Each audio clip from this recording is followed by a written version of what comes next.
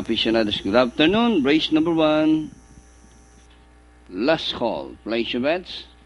The favorite, Kirikada Milagros. 1,300 meters is the distance. All set, ready to race, and the race is on. Una Mujer, Kirikada Milagros, running on the outside, moving up by the New Dawn, Lake in Manila. Racing on the outside is Magdapio, Dance Kodik Danori inside. It's Una Mujer, followed by Magdapio, Dance Kodik, Lake in Manila. New Dawn, racing by the rushing about the outside is Kirikada Milagros. Perwin is running in between runners.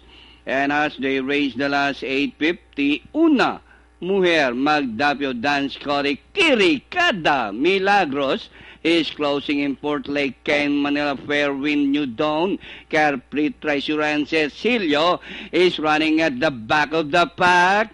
Una Mujer, Kirikada Milagros on the outside, Dance Kodik and Magdapio in between runners as they race the final corner.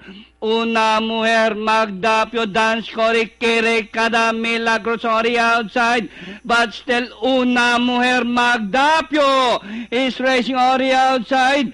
Una Mujer, Magdapio, Una Mujer, Kirikada Milagros with the last 75 meters. Magdapio, the leader, and finally the icebreaker, Magdapio, Kirikada Milagros, Una Mujer, Dance Kodik, and Perwin for your fan, Tafecta.